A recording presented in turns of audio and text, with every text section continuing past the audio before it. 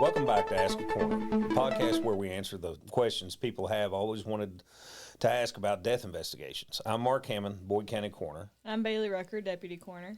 And tonight we begin a very important three-part series about the most delicate investigations that we handle. And these are the ones that are probably the most gut-wrenching, emotionally challenging, the hardest ones that we really have to walk in, and that's child deaths.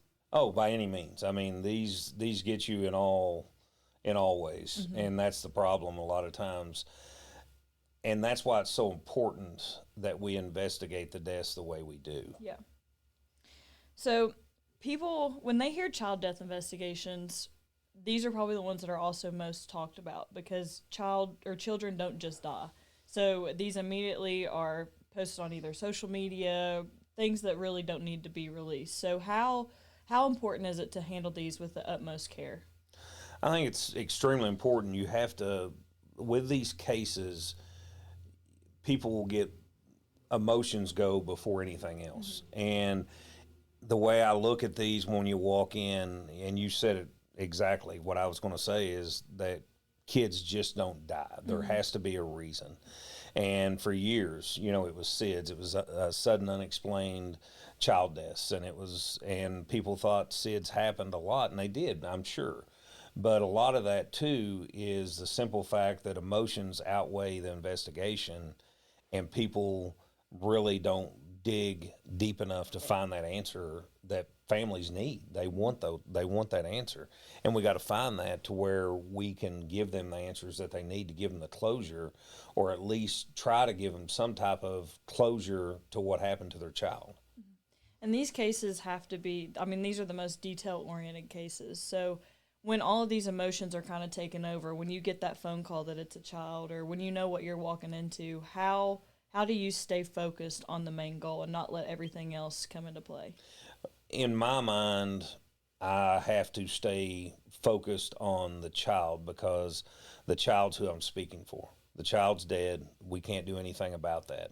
What we can do, though, is speak for that child and make sure that that death is, what happened to it is not criminal, and find out why. They may have other kids. They may, if it's a hereditary thing or a congenital thing, we want to make sure that the other children are taken care of, that the other children are checked for whatever it is. And as well as I do, we've seen every type of child death there is, from abuse to murder to an accidental deaths, from drownings to kids that do have congenital defects such as hearts and different things like that cause that death. But then we've also had a few that I can honestly say we could not come up with a reason. Most of the time we can, and we do that by taking the steps that we take. So in my mind, I start focusing on that. I start focusing on looking at the child first. I focusing on, does anything stick out, and making sure that the scene is actually secured so we can go back and look at that scene, and we'll talk more about that as we go on. Yeah. So this is something that our office specifically focuses on. We have the 3: integrity, compassion, and professionalism. So how does that come into play with these deaths specifically? The biggest thing is we try to be as compassionate as we can with the families. And the first thing I want to do is go talk to that family and explain what we're doing and why we're doing it. You know as well as I do that the unknown is what everybody's afraid of.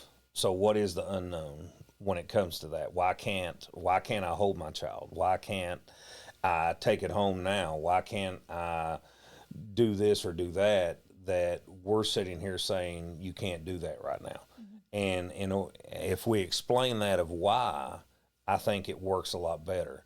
The families try to get calmed down a little bit. We make sure that they're put in a room to where people can talk to them and actually help them calm down and let them know what we're going to do and how long it's going to take.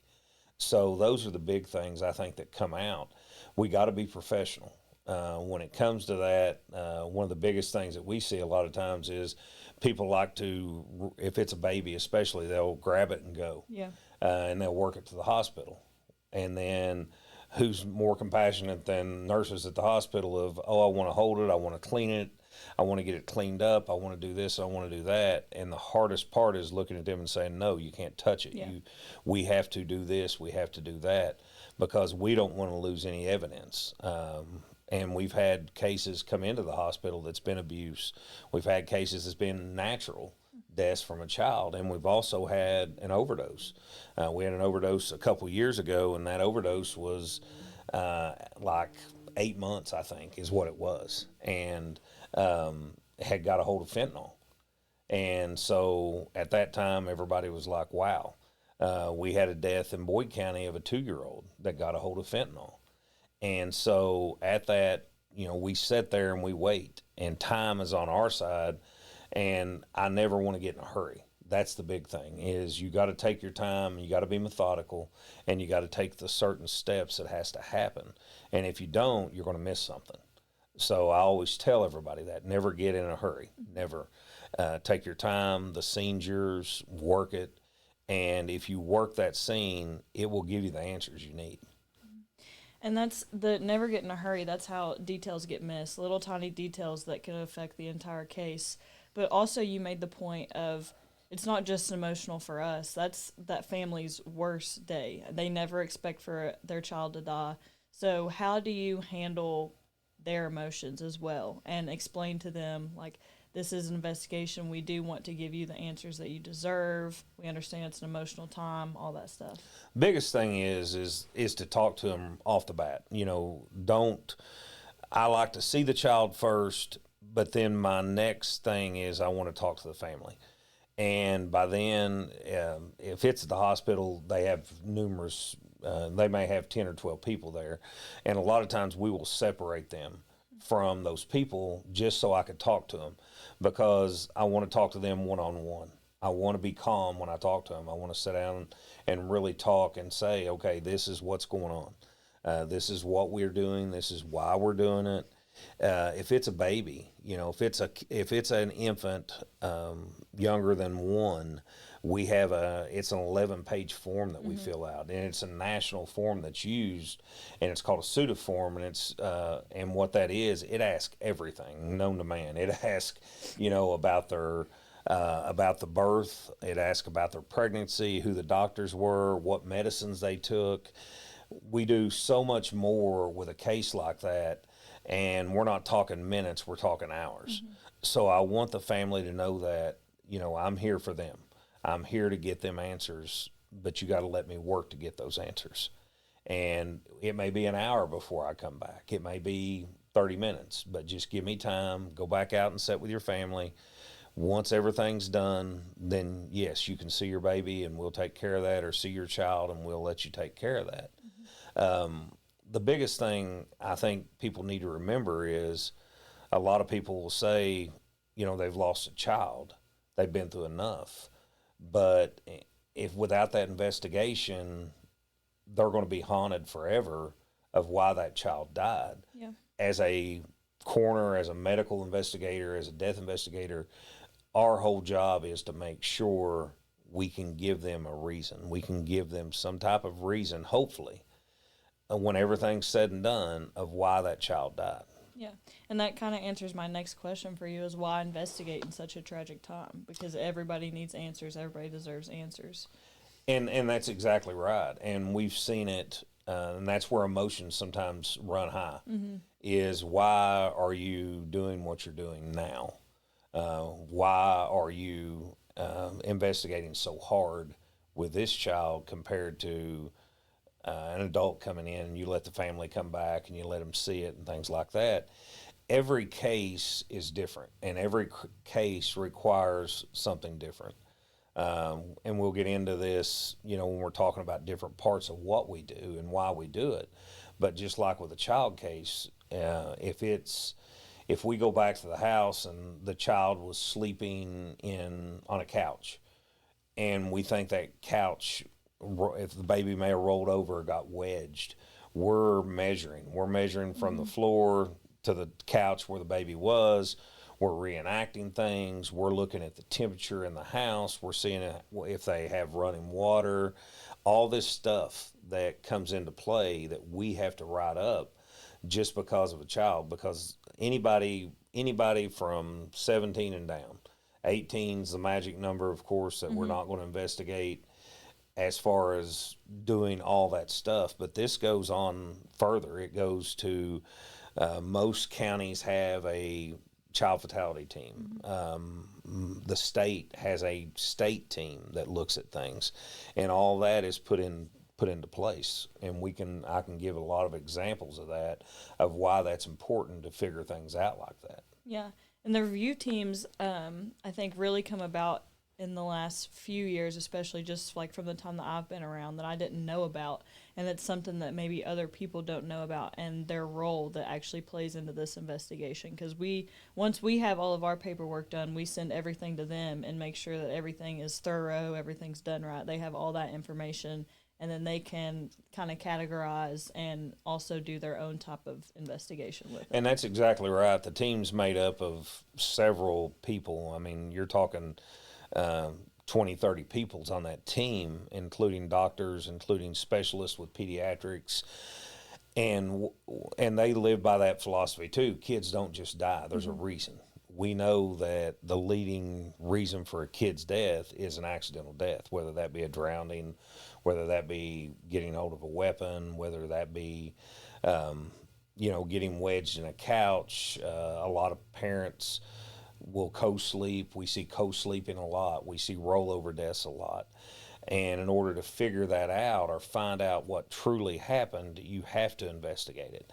And that's where, even though people's like, well, why do you have to do it now? This is the worst day of their life. A parent shouldn't bury their kid. Yeah. Heard that last night with your case. You had a case, and the gentleman was in his 50s, but the mom was still alive, and she was the next of kin. And that was the one thing she told me was, it's not supposed to be like this. Yeah. But at the same time is of an essence to us. We want to make sure that we don't miss anything, and we only get one shot to make sure of that. So we want to make sure that that's done right. Okay, so now I want to go through, we've done some scene work, talked about some scene work in past episodes and stuff, but this one is a little different in terms of how it's worked from start to finish, reenactments, photography, all that stuff. So walk through kind of step by step, leading up to the call, getting dispatched, and being on scene. What does this case actually look like? So what happens first is, normally we do not carry our pediatric paperwork with us. That's something, and it's because hopefully, we may do 6 to 8 of those a year compared to everything else that we deal with. But at the same time, my first thing is to print off the paperwork, because I want to make sure I have everything with me when I go. Computers make that a lot easier now. So we get the paperwork. One of the first things I do is, if we have 2 scenes, we have a home or wherever the death occurred at, and it's notorious that person will get worked into the hospital because they're young. Yeah, and absolutely. In turn, when that happens, one of the things that we do is we make sure that wherever that originated at is locked down. And when I say locked down, we want to make sure that there's a law enforcement officer at that scene and doesn't leave. Because if they leave, then we have to get search warrants. We have to get consent to search. So there's a lot of things that we have to do that we normally wouldn't have to do if somebody was there. This is something that 9 times out of 10 we're also going to call state police for, like how we said we would call them for different, like, fires, crashes. This is another thing that they're probably going to call. And you're exactly right. They're the first person I do call. We have local law enforcement, but the first people I call is usually KSP, and get the Kentucky State Police there, because they have detectives. They got a lot of resources. They're used to working with us. They're used to working with kids. And I've had local police officers that'll say, well, there's nothing wrong. Why are you doing this? Or why are you calling them in? And the answer is, until I prove nothing's wrong, then something's wrong. Yeah. And we have to prove that. So If the case is at the hospital, we get KSP involved. They come to the hospital. Their detective does. They also send a trooper to the scene, and that's locked down. From there, we will work at the hospital first. And one of the neat things is the relationship we have with the hospital. We can get testing that we wouldn't get if that baby was at a scene, or the infant or the child or ever who it is. And one of the first things I want to do is X-ray it. I want to X-ray it from head to toe. And a lot of people don't think of that. And they're like, well, why would you spend the time to do that? Well, X-rays are going to tell you a whole lot pretty quick. So we get the X-rays, and then we can check that off the box. Why is that important? Well, probably, I would say 10 years ago now, we had a great case that we had an infant that died, and in turn, that child, we X-rayed it at the hospital, and it had a skull fracture right behind the ear. And so in turn, we knew that going into this. So we got the baby autopsied. We still didn't play our cards. We got the baby autopsied, and was confirmed once we did the autopsy that yes, it had a skull fracture. We brought in the mother. We brought in the boyfriend.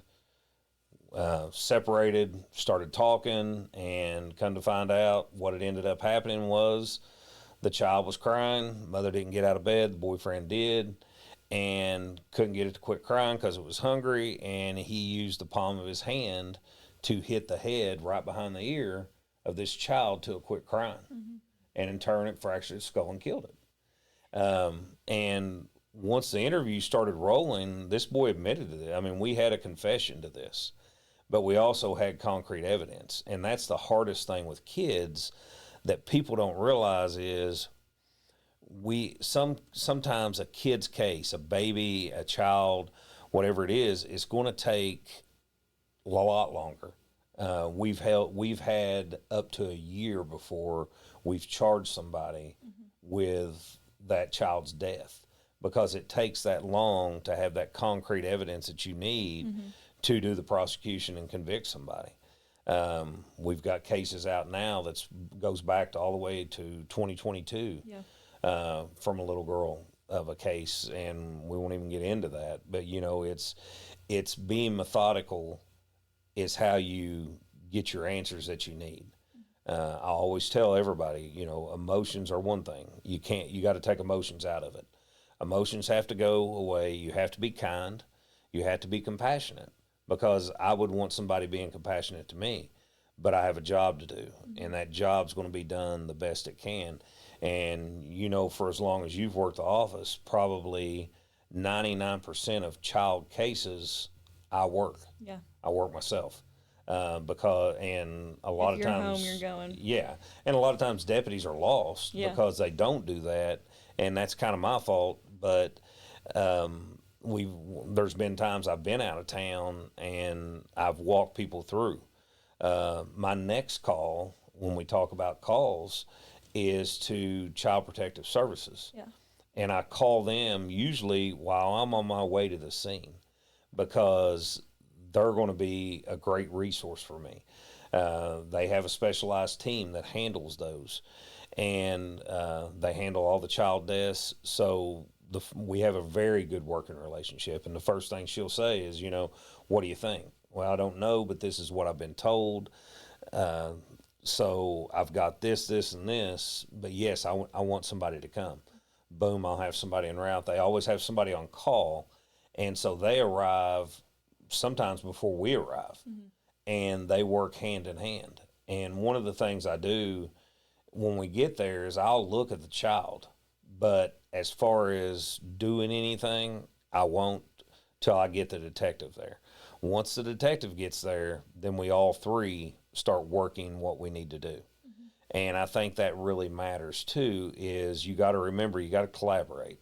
You're only as good as you let yourself be by surrounding yourself with other people a lot of times. So those other people that have expertise in what they do are going to throw things at me that I'm going to forget or not realize. And I think that becomes important. Yeah, it becomes extremely important. I think even a learning curve for me and you a couple years ago on a child death was the fact that this child had bruises that were maybe less prominent, and then the ME actually told us if we let the blood drain for a little bit after the autopsy, those bruises the next day would be way more prominent. We could take better pictures of them and actually see their stages of the bruising. And that's true. And we did that. Yeah. We actually had the child, and that wasn't an infant. We're talking, this child was a toddler. And in turn, that was one of the things they said was, make sure that you get this and make sure that those bruises are done again as far as photographs go. So what did we do? We pulled the toddler out. We had KSP up there, and we measured those bruises. We documented those bruises, and that's going to matter. Yeah. It's going to matter in court. It's going to matter everywhere that we take that case. And that case hadn't gone to court yet. But, one of the things that I noticed, and a lot of people, it goes back to emotion, is they see, oh, that baby's cute, that baby's this, that baby's that, or the infant's that. I've got a pretty good eye when I walk in. I'm like, wait a minute, there's something wrong. Yeah. That shouldn't be like this, or this shouldn't be like this. And I think that matters a whole lot, because having that eye and being able to point that stuff out would be a whole lot different. And if you don't know what you're looking for, it's just real specific stuff. And so, you got to remember, babies are a lot more flexible. They can handle a lot more injuries than what an adult can handle a lot of times, because adults get fragile to where an infant, they have a lot of cartilage that's still elasticity and things like that. We can tell the difference if it's a CPR, for instance, and CPR is done and they have 6 ribs broke.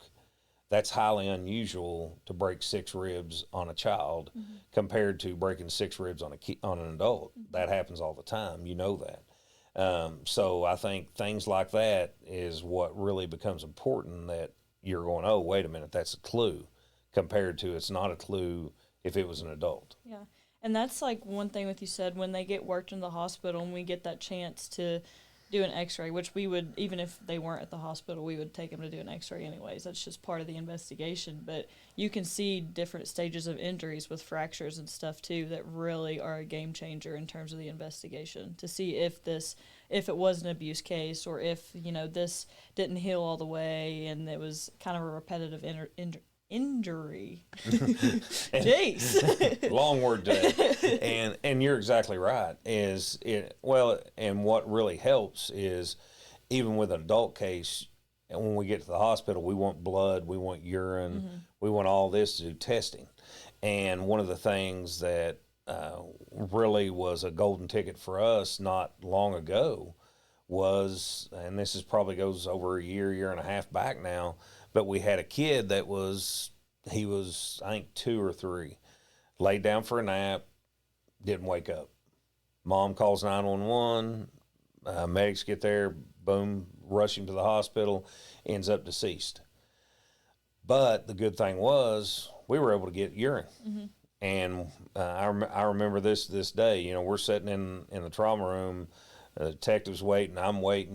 This kid has no bruising that you can see, so we know that trauma is not the cause. He really doesn't have a lot of medical history. So I'm sitting there waiting for that toxicology to come back. I'm waiting for the urine, because they had urine for us. And we wait. And the detective's like, what's taking so long? What's taking so long? And I'm like, I think the longer it takes, there's something in there. Sure enough, it came back with fentanyl in it. And now we were able to, right then and there, we knew that kid didn't get fentanyl from the hospital. It didn't get fentanyl from EMS. So the only place it could have got it was the house, which in turn the caretaker was the mother. The mother was charged with the infant's or the toddler's death after that. The kid was, I think, 2 or 3. And in turn, when that happened, that was a game changer for us. If that hadn't been worked in, we would have still got it by any means, but we wouldn't have known that till we got our toxicology back with quantitative levels. 2 to 3 weeks later, to where now we have it now. So we know we got something. And things like that really help us tremendously when we are investigating to just see which way we go. A lot of people, I heard a thing yesterday, I was reading something to do with forensics, and it said, people get a lot of tunnel vision with any investigation. Doesn't matter if it's a kid or if it's an adult. One of the things you got to remember is never have assumptions going into something. Never assume anything when you're going into it. Don't judge.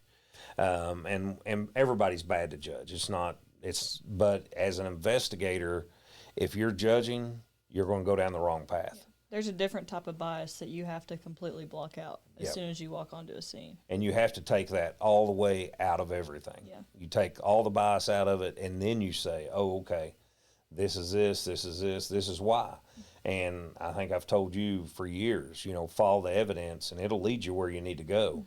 You just got to wait for it. And sometimes patience is hard for anybody. Kids are really special to me because, I like to go on autopsies for kids because I want to know. I want to know what's there. And an autopsy on a child compared to an adult is probably 10 times worse than anything you'll see or be involved in. It'll change your life forever, but it'll also give you the answers that you need. Yeah. So back to the scene work.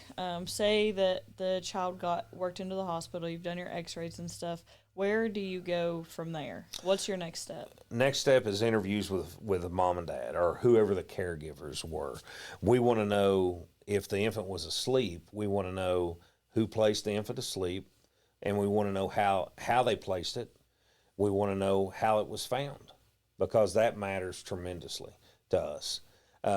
We talk to the family. If it's below a year or below, then we fill out what's called the SUDA form, which is the sudden infant death investigation form that's out there. That is a good form because it's actually a fillable PDF form. So I will go through step by step. That's 11 pages of questions. And so we get all those answers. Then I want to go back 72 hours. Tell me 72 hours from now to now what happened. How was the child playing? Was it any different? Did it have nausea, vomiting, diarrhea? There's a ton of things that we want to know. And so I get all that information. Once that's done and we can actually say, okay, we're done here, then I'll let the family go in and see the child, spend time with it. And you've probably heard this 100 times from me. It doesn't matter if it's an adult or a child or whoever. Spend as much time as you need. Yeah, you're never going to be rushed. Yeah, I'm not going to rush you. Spend as much time as you want, and then we will go. Once that's done, I ask the family, hey, can we go back to your house or wherever the accident was, whatever happened. We need to go back there because we have to reenact it. And everybody thinks that is probably the most cruel thing you'll ever do is reenact that with the people that just lost that child. What happens is perception is one thing. When we actually do the reenactment, we see the truth. Mm-hmm. And we see how the child was laying. We see how the child was found. We see who found it. And your perspective of that a lot of times is completely different than what the truth is once we reenact it. Mm-hmm. And we have dolls. We have what's called Sudaf dolls, and those dolls are pretty much just blank beanbag dolls. We don't try to make them anything because we don't want them to look like any other child. Any realistic, yeah. So we have an R we have a B and an F for the back and front. And we'll say, okay, show us how the child was placed. When you laid it down, how was this? We also start the investigation at the house. And that takes hours because we're measuring everything. We're looking in refrigerators. We're getting the temperature of the room. We're getting the temperature that's set on the thermostat. We're looking to see how tall something is. We had a case it's been years ago now, that I worked, and it was actually flown to Huntington, but it was a case of where a child was shook. So it had shaken baby, and it was alive at King's Daughters. Of course, they took it on to the trauma center at Cabell, ended up dying there. We took possession of that, or took jurisdiction of that, and worked the case. And a year later, we ended up charging both. We charged the dad, or the boyfriend. I can't remember if he was the dad or boyfriend, but that's who we ended up charging with that case. But it took a year because all kinds of testing behind the scenes had to be done. Mm-hmm. I waited and waited and waited, and that was a long year because I knew that child was abused. Yeah. Knew it. But what they tried to say was the child rolled off a mattress. They didn't have a bed as far as a frame, so they had box springs and mattress in the floor. The floor happened to be a tile floor, and in turn, that was the story, was the child, they woke up and the child had rolled off and was in the floor, and that's how they discovered it. And we were able to prove that theory wrong. Number one, kids can fall 100 times, and 9 times out of 10, from a certain height down, they're not going to get hurt. Mm-hmm. They're not going to fracture a skull. They're not going to do those things. Mm-hmm. And so that's been proven time and time again. That's on our side when we look at things like that. So, but measuring that and going to court and saying, okay, that was 18 inches off the ground, and a kid can fall from X height and be fine 100 times, 99 out of 100. Yeah, one time something's going to happen. But this isn't the time, and this is only 18 inches off the ground. Mm-hmm. And so doing that, we were able to back that person into the corner telling that story and disprove all that through facts. And facts is what helps you win cases. Facts is what helps you get answers. Mm-hmm. I think part of like the interviews, how important it is to separate whoever the caregivers are. If there's two caregivers, you're going to separate them, because if one little tiny detail is differentiated in that one story, then you can really harp on it and get to the truth from there. Exactly. And I call it, I don't know if it's a gift or whatever you want to call it, but you know, one of the things, and people notice this, is I never write anything down to begin with. I'll sit here and we'll talk just like we're talking, and I can remember those things. Mm-hmm. Then I'll write things down. Then I'll come back and ask that question 2 or 3 times, but different, mm-hmm.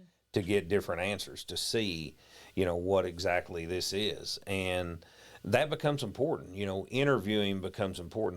That's another reason we use, you know, KSP a lot of times, is their detectives are very, very good at interviewing. They're highly trained in it. And that helps. That's another resource that we can use.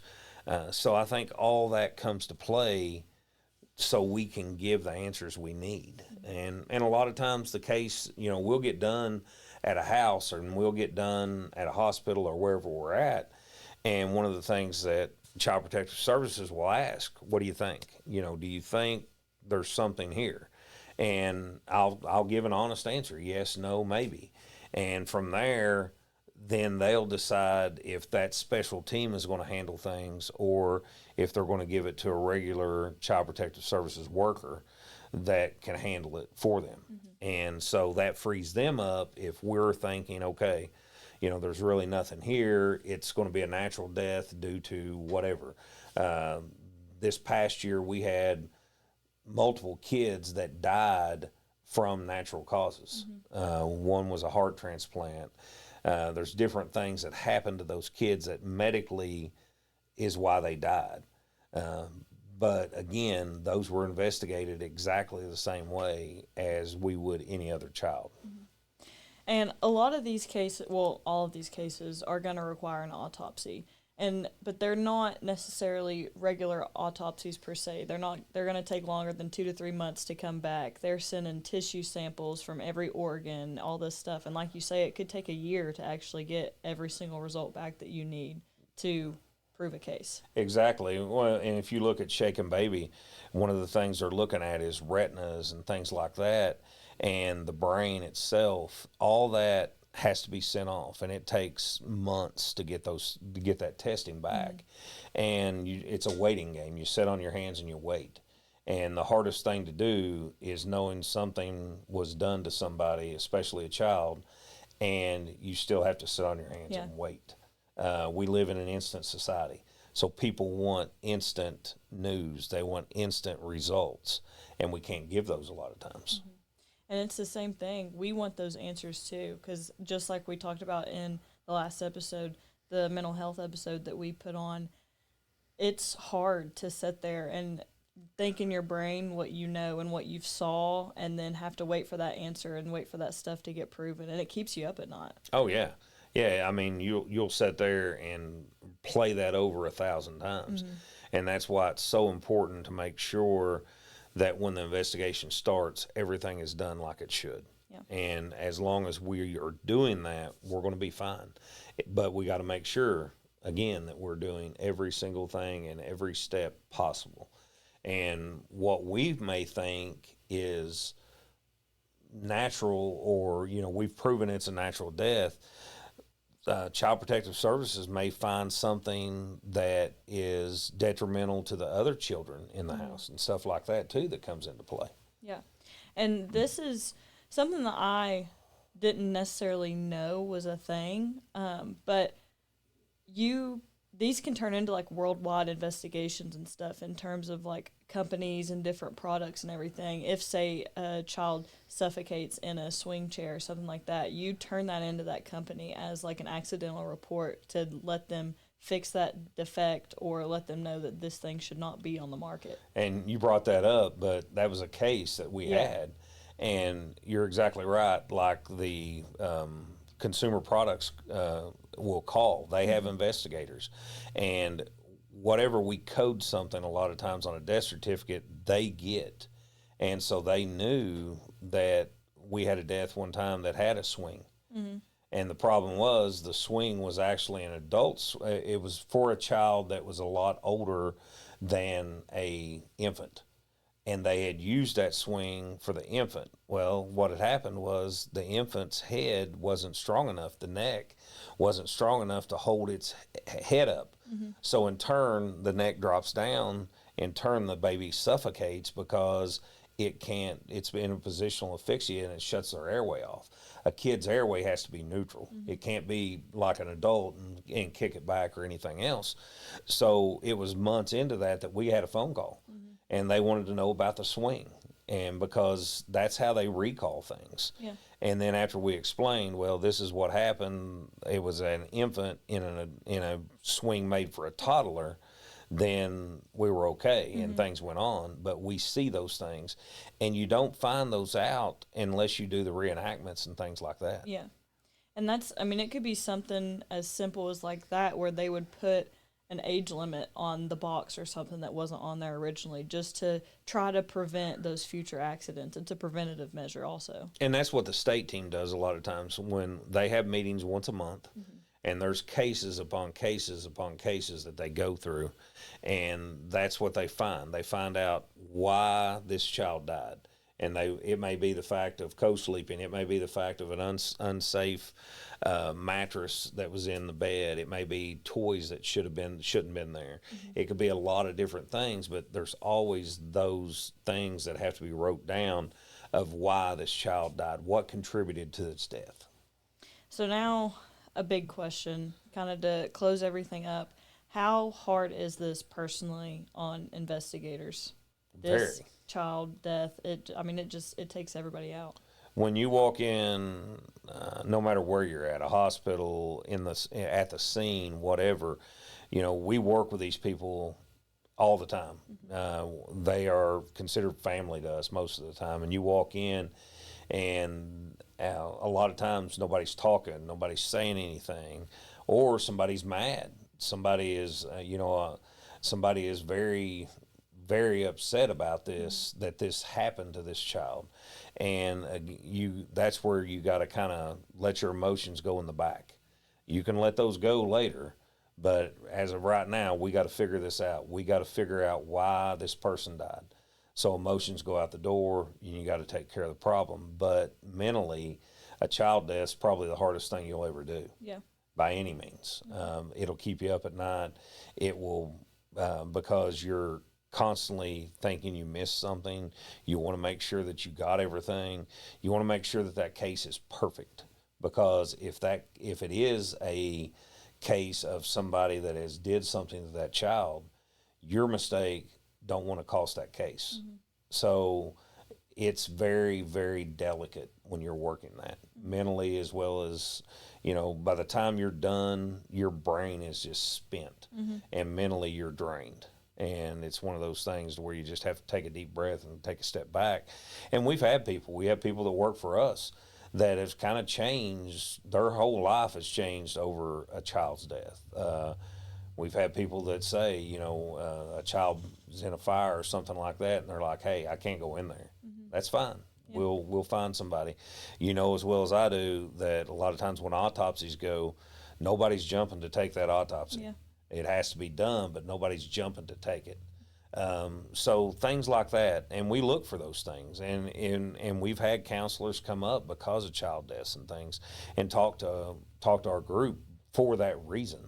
It's not a normal everyday thing that we see.